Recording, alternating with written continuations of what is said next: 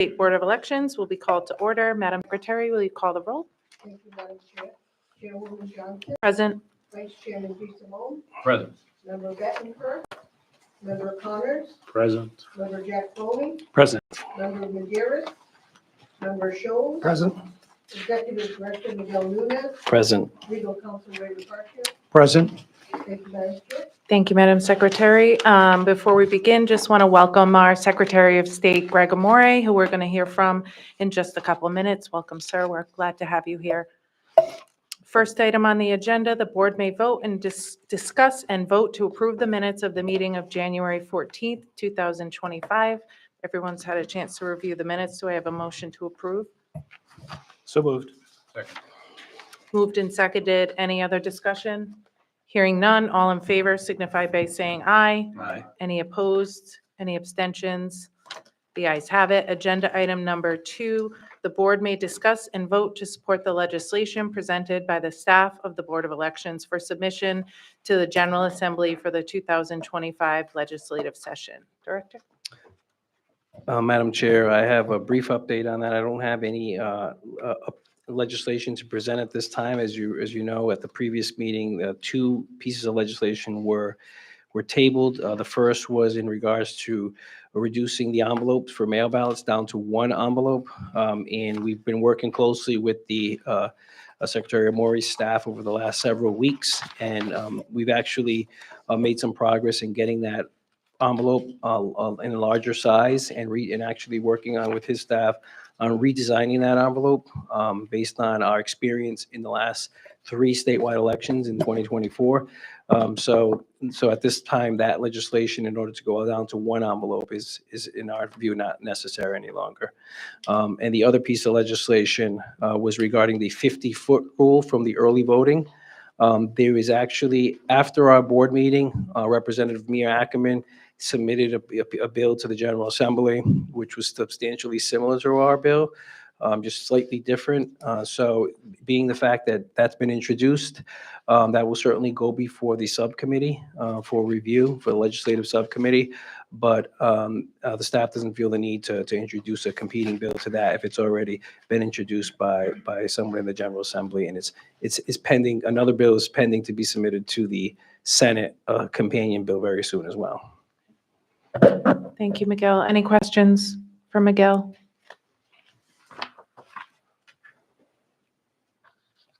Hearing none. Do we?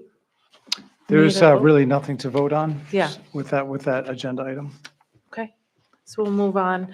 Agenda item number 3, the board may discuss and vote to support the legislation presented by the Office of the Secretary of State for submission to the General Assembly for the 2025 legislative session. The proposed legislation is or was attached to the agenda. And at this time, I'd like to welcome our Secretary of State.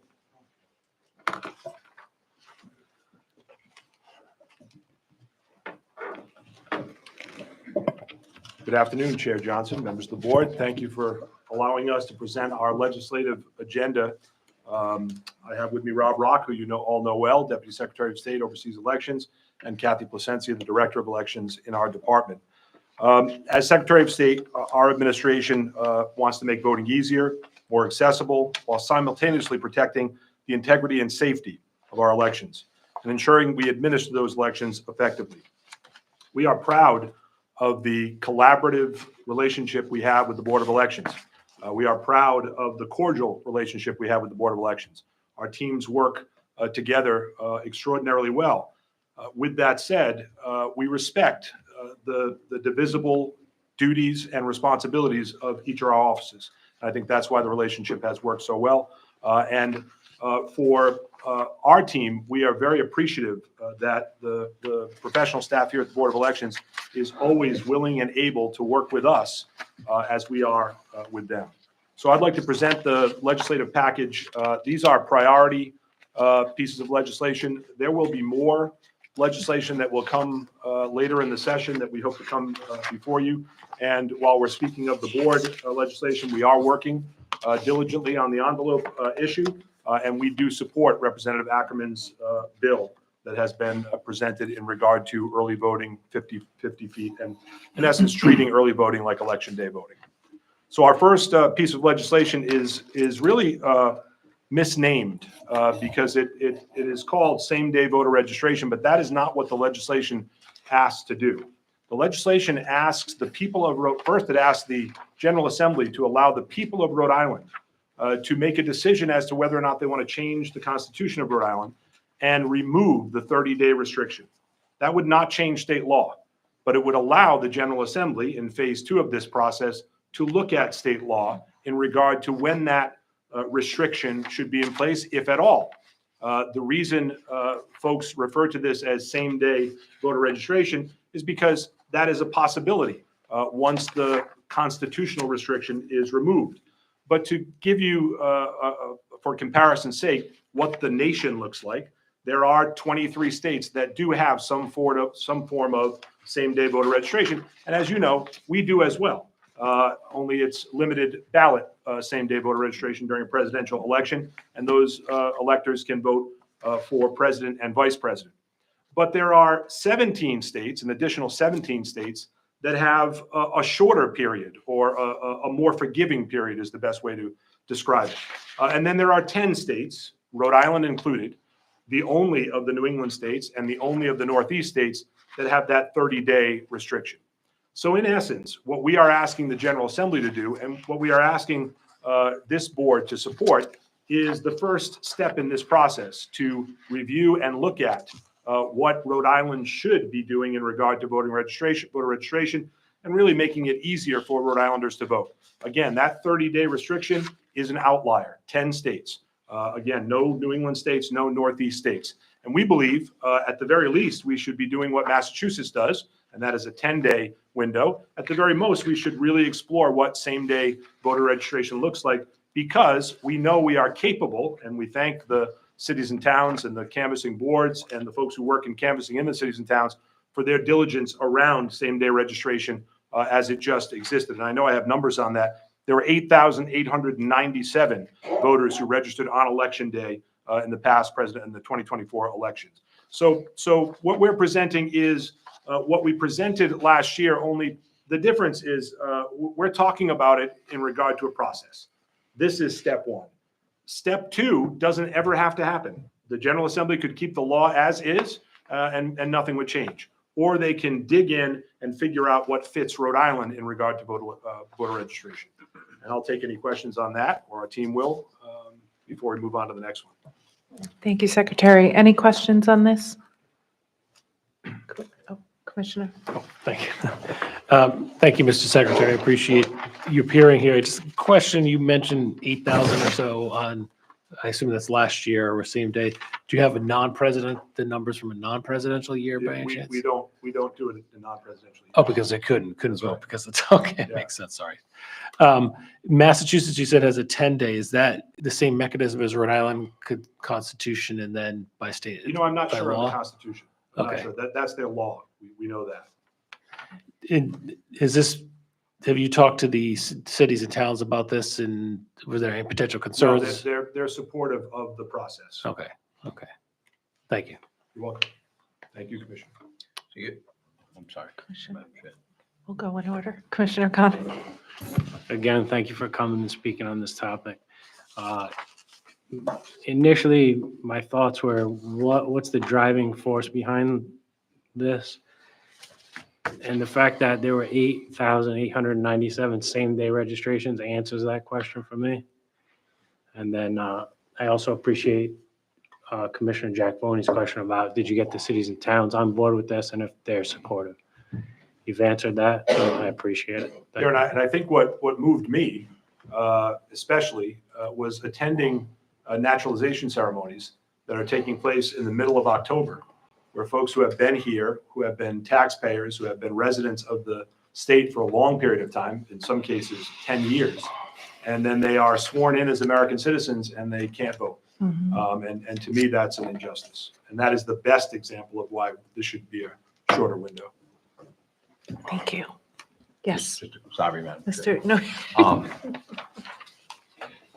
Secretary, again, appreciate all the work and appreciate you coming to the board with this. Has there been any thought to potentially mirroring that 10 days to solve that problem, and that's really the only question I have. Yeah, with regard yeah, to this. I It think- Seems to me that 30 days is a long time. Yeah, and I think that'll play out in the legislative process. So what we're asking So is so for it's the not coun- something you would be, we're going to make a case, we're going to make our department's case for what we think works and what we know will work in Rhode Island.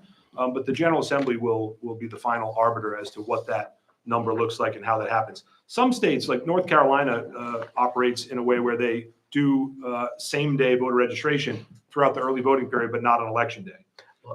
that was going to be my other Yeah, question. so it varies from How place are to you, place. how are you envisioning that 20-day period working for, same day? Yeah, our team likes the North Carolina model because you're already voting for the most part at city and town halls where this process would take place. So, and again, the General Assembly will have to really dig in and figure out what works in regard to proving residency.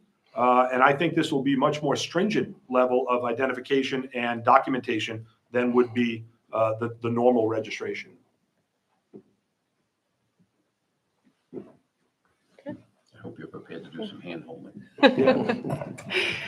Anyone else?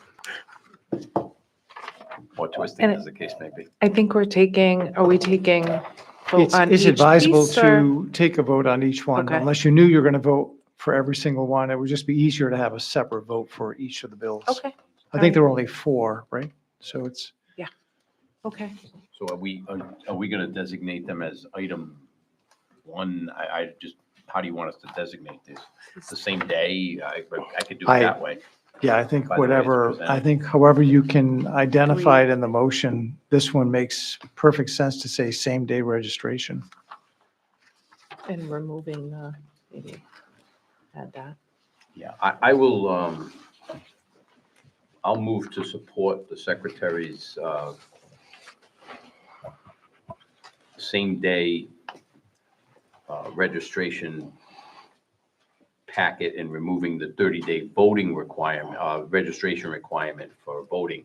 And I would move to support the constitutional amendment, or at least suggesting to the assembly that we have a constitutional amendment. Second. Moved and seconded. Any further discussion? Hearing none. All in favor signify by saying aye. Aye. Aye. Any opposed? Any abstentions? The ayes have it. Thank you, members of the board. And thank you for your questions as well. The next piece of legislation, you were gracious enough to support last session. It moved through the House of Representatives overwhelmingly and died in the Senate, unfortunately. But this is very clear. It would include elections workers and elections officials in protective statute from harm from physical threats or death threats, and include them just as I am as an elected official under that protection. We believe it's a deterrent, and we know that this is something that happens. And you know all too well that this is something that happens because this office received a package during the wave of packages that were sent to elections administrators. I was personally threatened. Many of my colleagues across the country were threatened or swatted. And, we're already protected. But the folks who do the real work on the ground, who are grinding it out during an election cycle, they don't deserve this, and they need our support and our protection. We need to tell them that we have their back. And so we anticipate that this bill will move this year. We will get it through the Senate, and we will join the 34 other states, including 19 of them just since 2020, that have passed similar legislation. And I'll take any questions on that if you may have some. Thank you, Mr. Secretary. I did read this, but I don't think, I'm not seeing it in the physical packet. If you, It says. page 2, okay. Threats to public office. All right, okay. I'd like to say, Oh, B, okay. Got it. that it's a shame that election workers are subject to threats and harassment for doing their job. This is democracy in action. We depend upon the free and independent vote to support our democracy. And when there are people out there who decide they're going to threaten, harass, and intimidate, so people will not participate and not work in an election, that is a crime. And those people who do that should be punished to the full extent of the law. Mr. Secretary, I support fully this legislation. And it's about time we protect the hardworking election workers. Thank you, Commissioner Schultz. Thank you, Commissioner Appreciate Schultz. Anyone else? I just have a question. When it died in the Senate, did your office get any indication or what, if there was resistance, or was it not prioritized, or? We really received no indication as to why it wasn't prioritized. Yeah. Normally, when something is overwhelmingly passed in one chamber, it at least has a chance Yeah.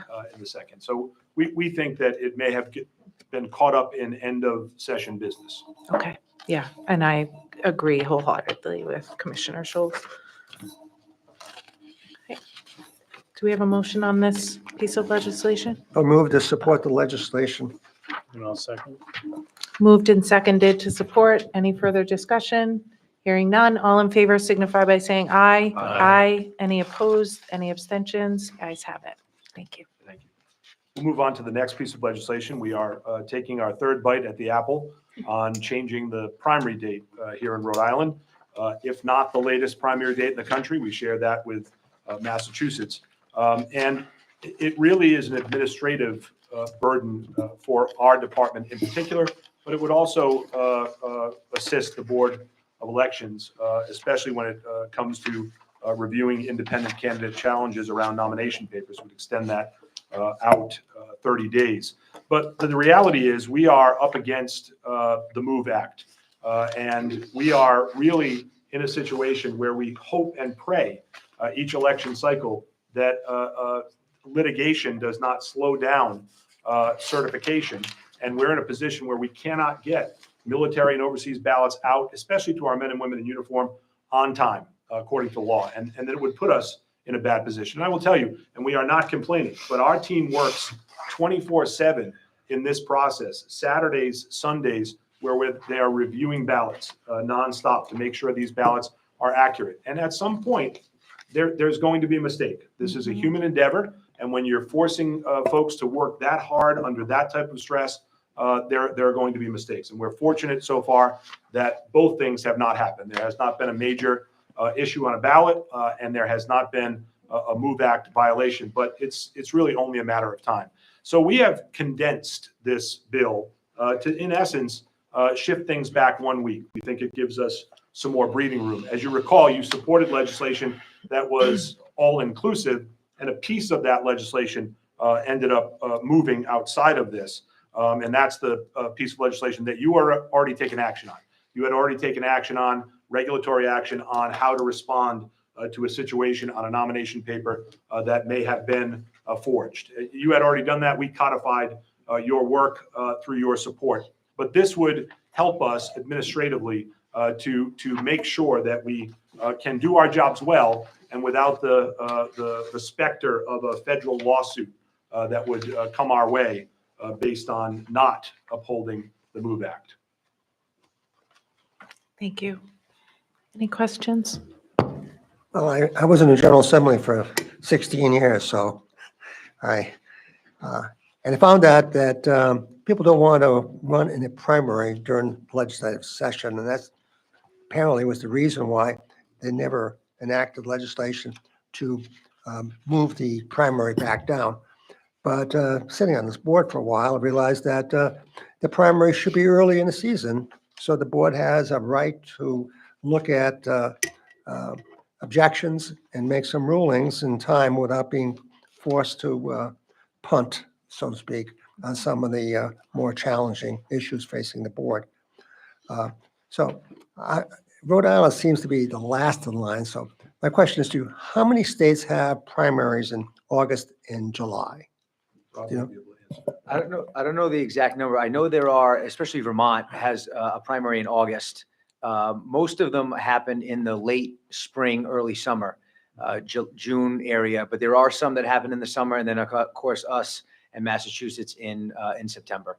Yeah, because I think the primary should be much early in the season. I do too. Yeah. But the political realities that you started your conversation with, and I spent 10 years there as well, is that body is not going to move during the budget negotiations to Precisely. declare their candidacy. And that's why we have tried to create a calendar with this legislation that allows the candidates to declare in mid-June. So it may incentivize them to get out of session a little earlier, but it buys us a week. We would love to have a much earlier primary. We think that's better for democracy. We think that's better for elections administration. And then there's the reality of what is viable. Anyone else?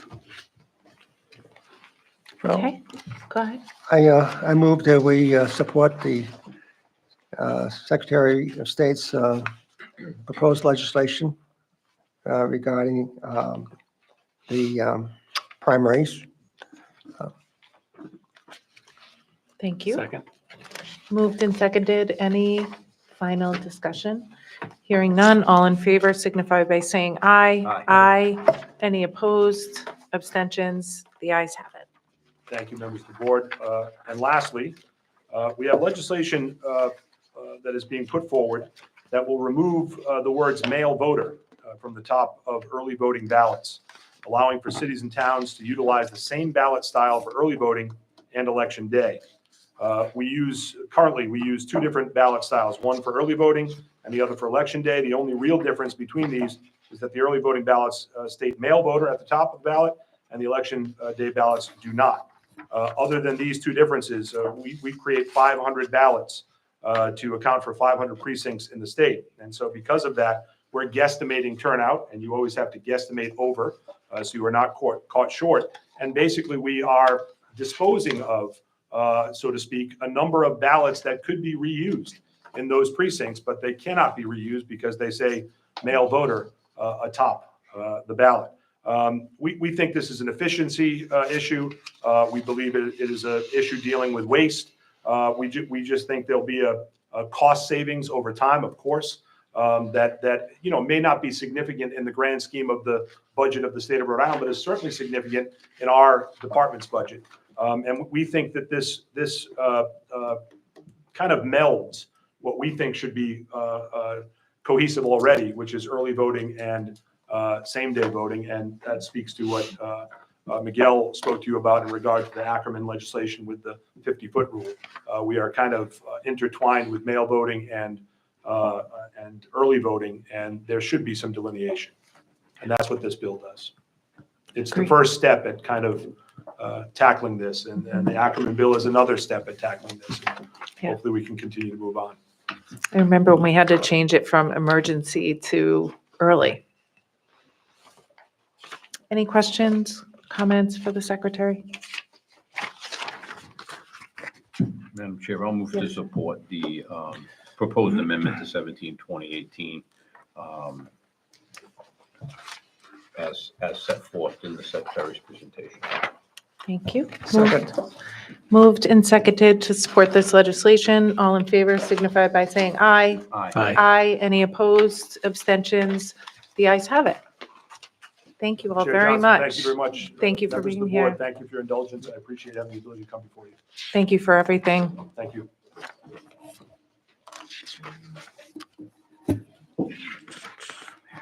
Moving on to agenda item number 4, the board may discuss and vote to support the legislation presented by the Rhode Island Cities and Towns Clerks Association for submission to the General Assembly for the 2025 legislative session. The proposed legislation is attached to the agenda. I think we have Mike. Madam Chair. Yes, Sorry, sir. I just to excuse myself briefly, but Yes. I just want to say two things that stick out to me, and I've seen these before, and using the web versus the newspaper and the write-ins, I think are two really important things that we support. I hope to be back to talk about the write-ins, but I just wanted to mention that before I excuse myself briefly. Thanks, Commissioner. Oh, it's red, Mike. Should be green. No. Just hold it down, I think, Mike, until it turns green.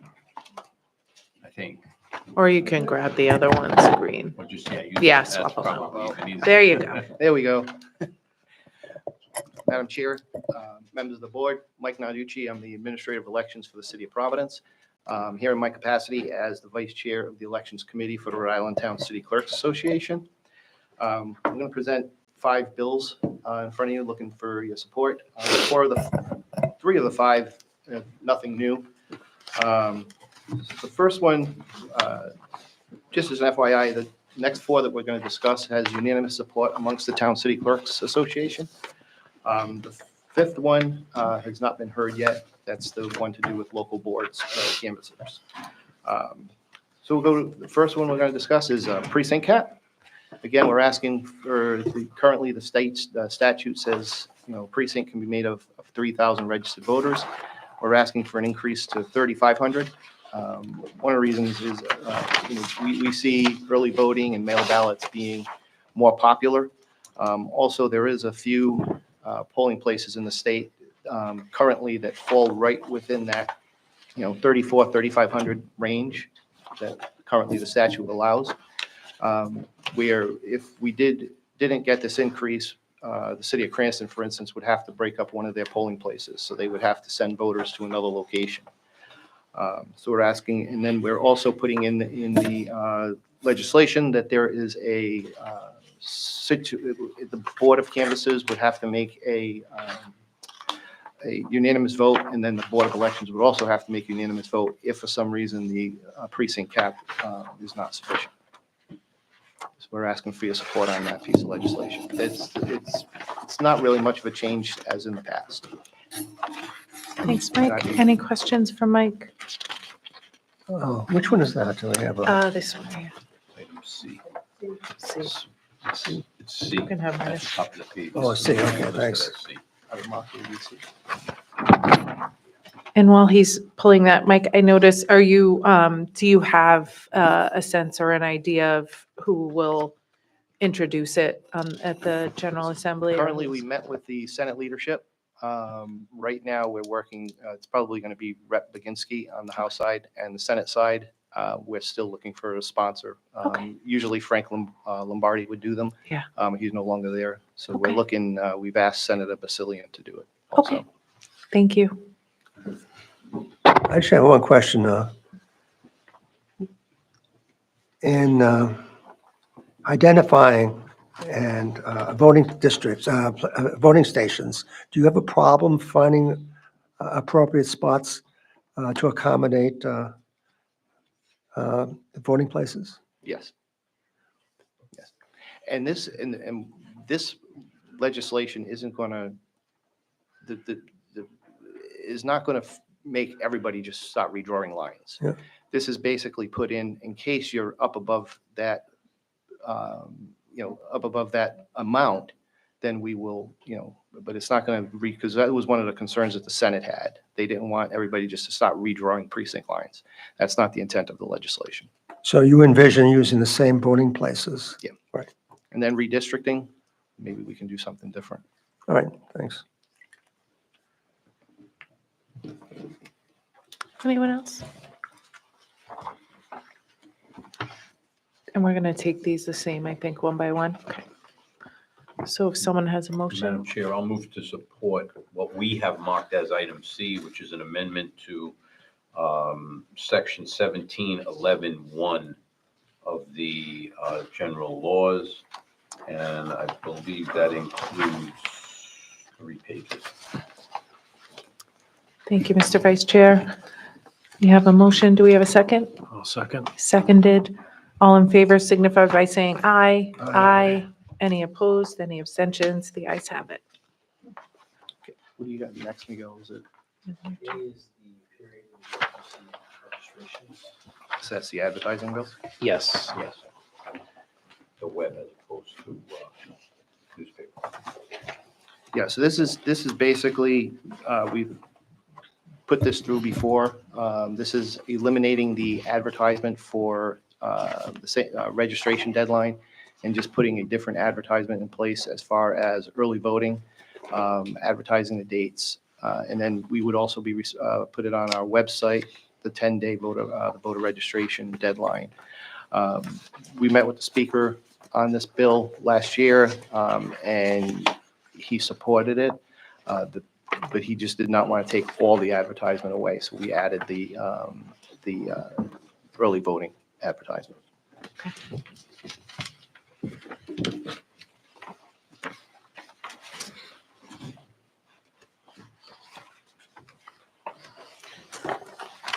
I just have a question. This bill was separate from the elimination of the need to publish a warrant. Is that right? Right, correct. Yeah.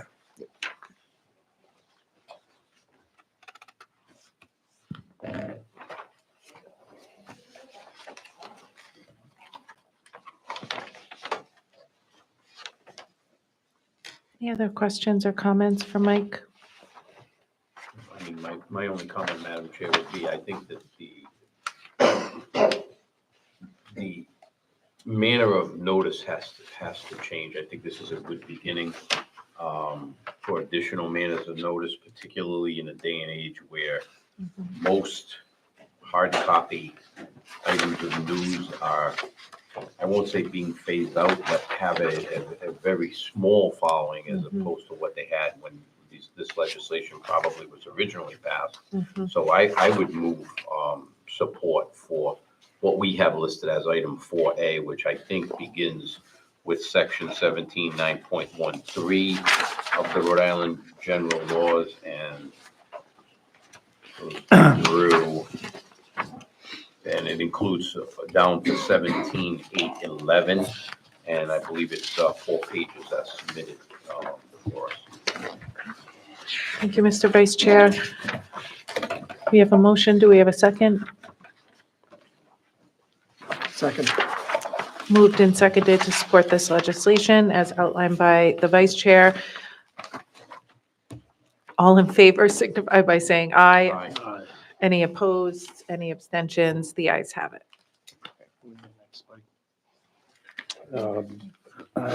B is the permanent mail ballot list, mail ballot application list.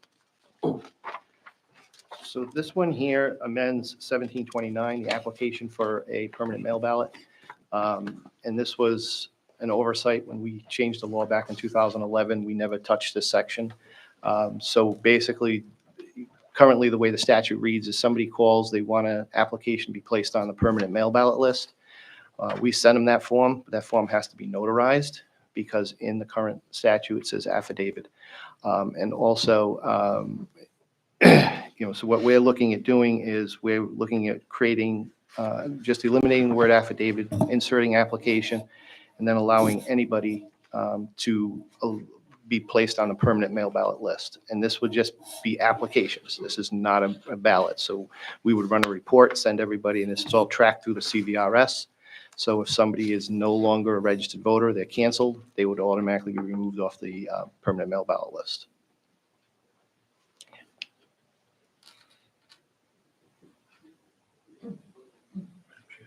Yes, sir. Sorry. So the applications would go out automatically, The applications, yes. not the ballot, the Not application. exactly, yes, sir. Any other questions for Mike? Commissioner Connors? This wouldn't preclude someone from showing up, voting in person, would it?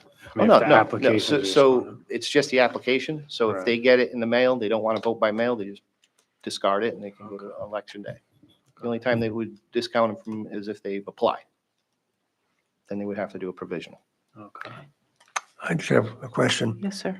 When the voter moves, okay, and it's on a permanent mail ballot, and you're sending out that application, what happens? How are you going to handle that?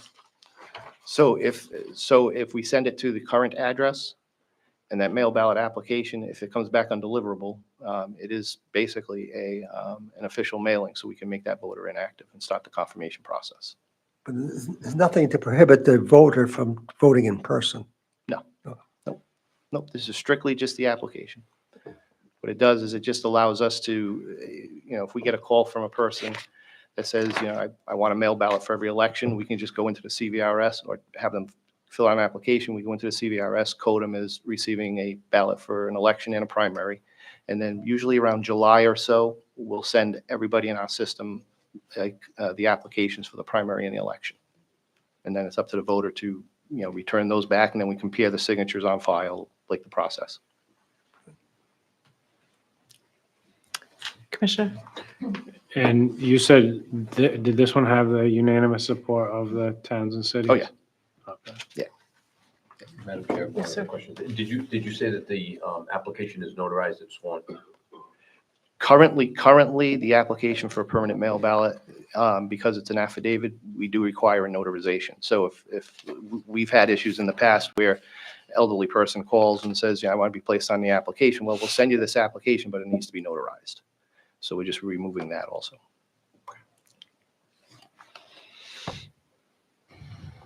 Anything else? Do we wish to make a motion?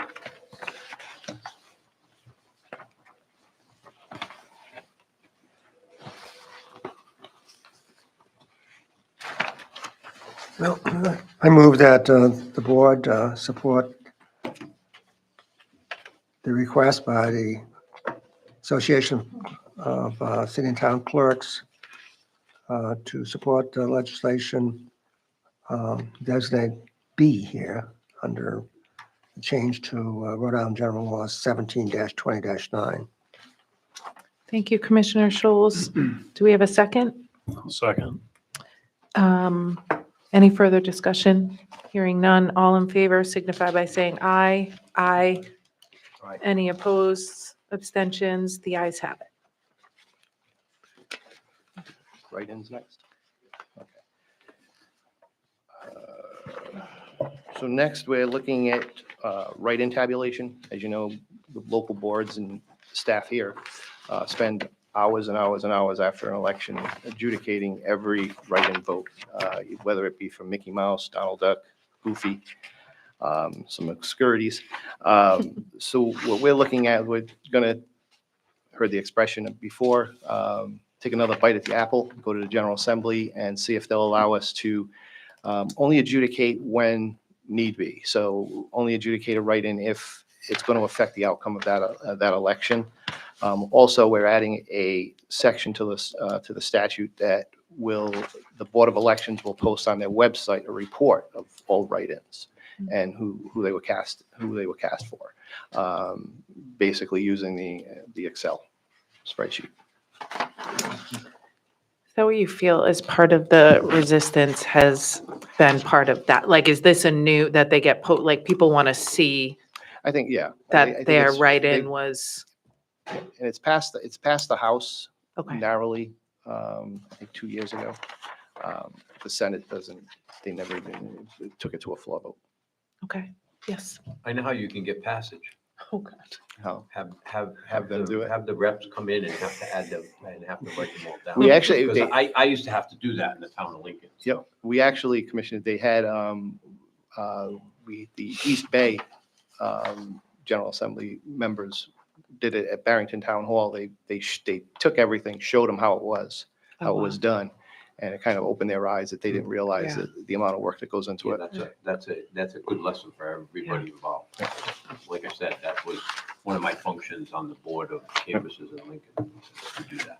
When you're under so many other deadlines, yeah. Yeah, that's. And I will note that we already published those write-ins to our website for the last several years since we tried three times ourselves to get this legislation to the General Assembly. The board were not successful. So we've been doing that for the last several years, publishing all the write-in images to our website, regardless if this legislation passes or not.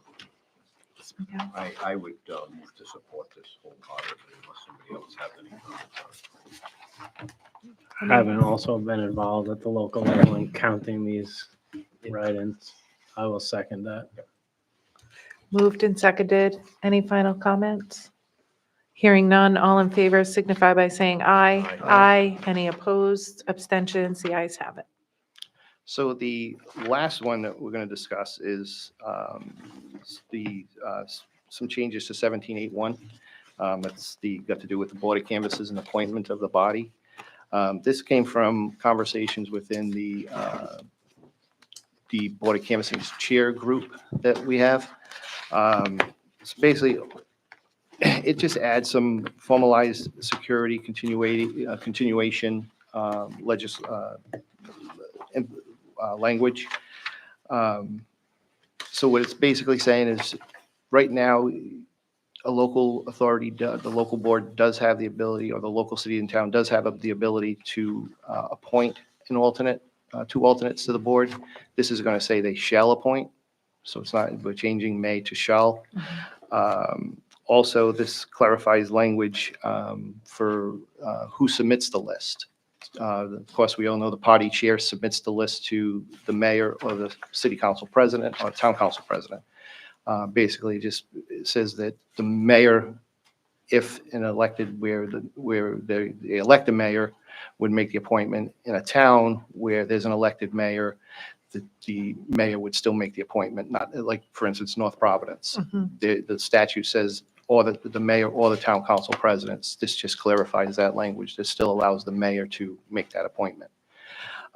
Also, it gives a 30-day window for when the city or town chair does submit the list of names to the appointing authority.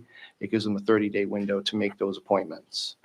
And I believe also there's some language in here that we were asked to put in as far as the local board naming a chief local election official, and also creating a emergency contact of at least 3 members of the local canvassing staff, and alerting the Board of Elections to those 3 contacts. That's great. That would help. Yeah. Any questions for Mike? And this one here, it has the unanimous support of the Elections Committee within the organization. We did not table it at our last meeting, so the group as a whole has not had the opportunity to voice their support for this particular piece of legislation. But this one has been introduced already. It's Bill House 5312. So just to clarify, when you mentioned North Providence currently says it says the city, the town council president or the mayor, would So- this so- make it only the mayor? No, so, Okay. so currently, the way the statute reads, it's the mayor or town council president. Yeah.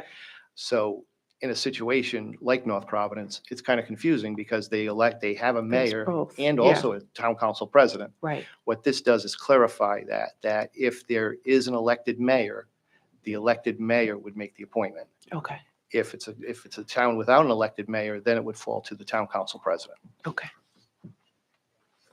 Thank you. I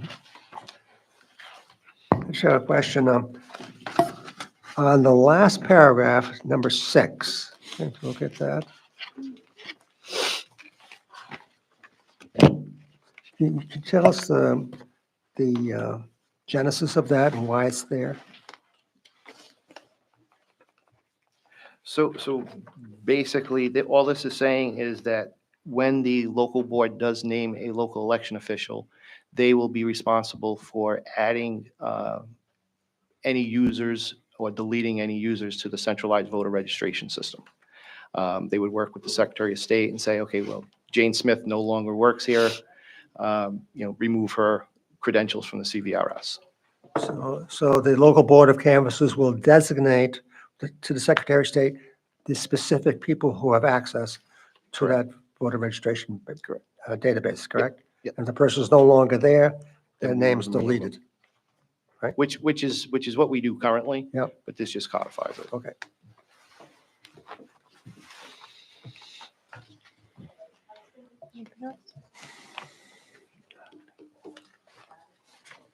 Does the board wish to make a motion?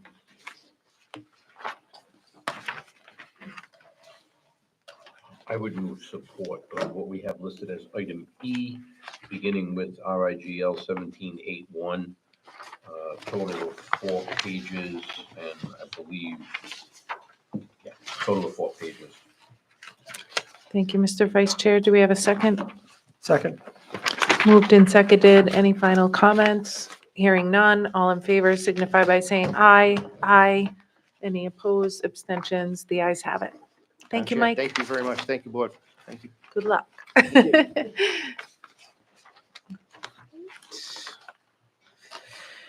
Agenda item number 5, the board may vote to meet in executive session pursuant to Rhode Island General Laws 42-46-5 subsection A subsection 4 and 17-25-5 subsection A subsection 7 subsection I to discuss and/or vote on possible violations of campaign finance laws in one campaign matter.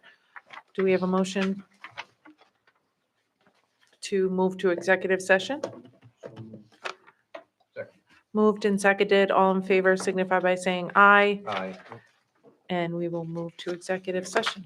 Ray, do you need a separate vote? Yeah, on we that? actually have, we have two items, Oh, Madam sorry. Chair. Oh, So we sorry. should take a motion on the second one as well. Oh, I didn't turn the page. Thank you. Yeah, it's Thank for you. a different reason. Okay, the ayes have that one. And agenda item number 6, the board may vote to convene an executive session regarding investigative proceedings into alleged election-related misconduct pursuant to Rhode Island General Laws 42-46-5 subsection A, subsection 4. Do we have a motion to convene executive session on this matter? Moved and seconded. All in favor signify by saying aye. Aye. Aye. Any opposed, abstentions?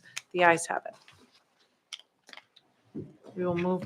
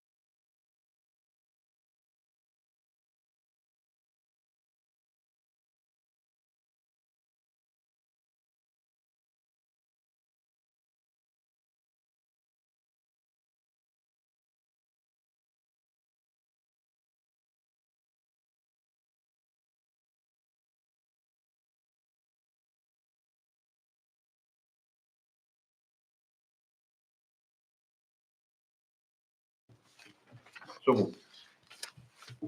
Second. Oh, Michael's not here. Hold on. I didn't realize did he leave us? Probably went to bed. Okay. Do we need to hold for Michael or do we technically have a? You have a quorum, so you don't have to. Okay, I don't think he's gonna object. Moved and seconded to seal the minutes. All in favor signify by saying aye. Aye. Aye. And now what do I do? Okay, so there, Madam Chair, there's one item to report out of the executive session in the matter of Sheila Clarkin, Treasurer for the North Smithfield Republican Town Committee. Deputy Director Isa Birchfield presented a summary of an audit and investigation for the period covering January 1, 2023 through January 3, 2025, concerning campaign finance reports for the Republican Town Committee of North Smithfield. After discussion, Mr. Scholes moved to approve a consent order proposed by Ms. Birchfield, seconded by Vice Chair DeSimone. All members present at the time, which are the members that are present today at the hearing, voted in favor, none opposed. The motion was, the motion carried. And that is the only item to report out.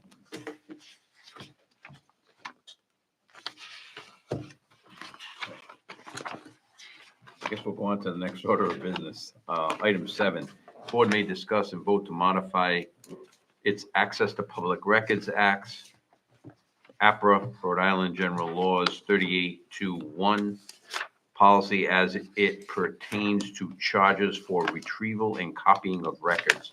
The board may also review and adopt revisions of its APRA request form.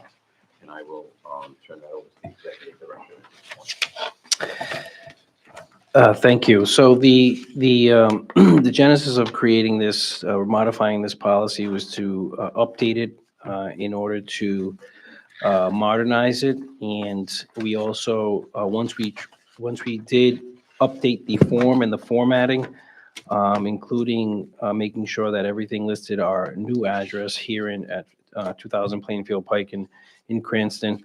We also had Ray, Attorney Ray Marcascio, take a look at it as well, and he had some suggested changes here, which are outlined in blue.